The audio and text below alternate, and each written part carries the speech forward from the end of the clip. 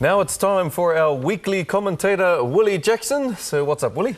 Oh, well, the treaty settlements has been all over the news, Scotty, and the treaty top-up. So With Ngāi Tahu and Tainui? Yeah, so we see the sort of Herald talking about double dipping and that sort of nonsense coming through.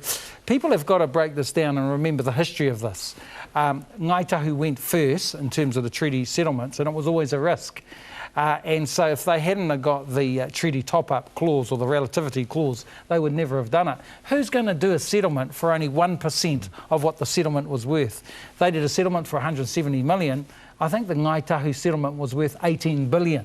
And so there's a lot of ignorance over this. So any talk about double dipping from Ngāi Tahu and Tainui is absolute rubbish. Our people in those areas have done the country a great turn.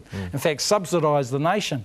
170 million beyond belief. I think Hugh Fletcher said that he would never have done a deal like that. So, you know, there's a lot of gratitude that should be given to Māori. And a lot of foresight from the negotiators of Ngāi Tahu and Tainui back in the time, but there's already some inflammatory language coming out of the newspapers, terms like taxpayer-funded windfall. Yeah, well, you know, as I said last week, I want us to use taxpayers' money because so much of our land was taken. And, you know, there needs to be a real education process with treaty settlements. That should be made compulsory in the schools, as well as the Māori language, which you don't agree with because you're a bit of a weakling in that area, Scotty. But it should be made compulsory. Māori language should be compulsory. Treaty history should be made compulsory. Then we won't get all these ignoramuses out there.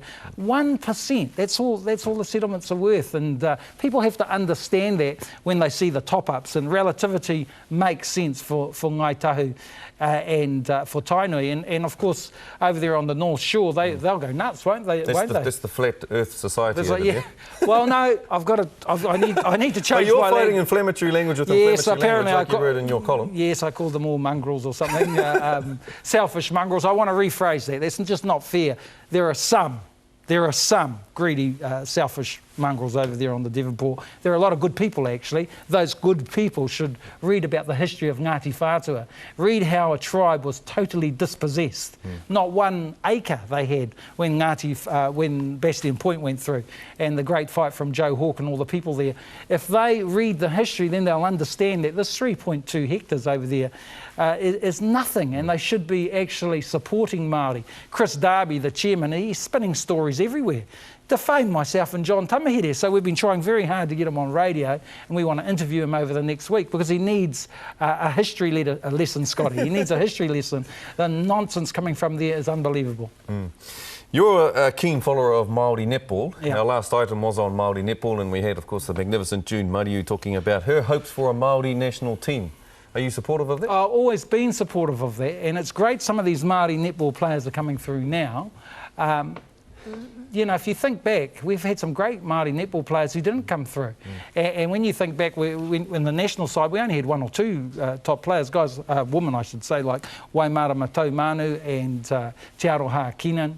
These were the some of the players who came through, but we had a lot who missed out. And so we always wanted more recognition in terms of the Māori netball side. Finally, we're getting that. We've got a Māori coach with Waimarama, Te Aroha's still there. But now they're talking about a Māori netball team in the World Cup. Really interesting that. Remember, we had a Māori rugby league team in the World Cup.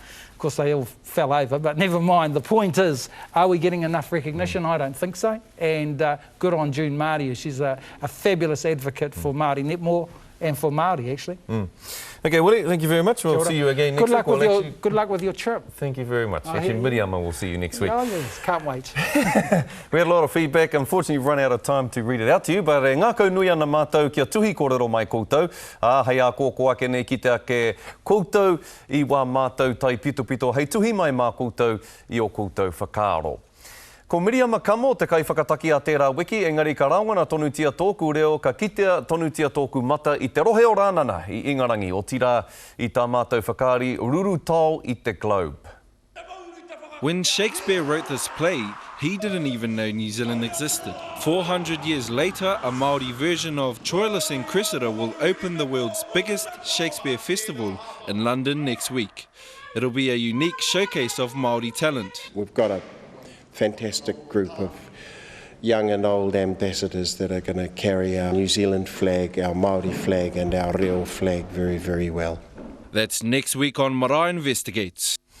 Yes, it'll be amazing to be in London with the play, but if you want to see it before it hits the globe, there's one final performance in the Auckland Town Hall tonight, 6 o'clock. Thanks for joining us. Stay tuned for Waka Huia, who visit teams in the Coromandel during Teams Heritage Week.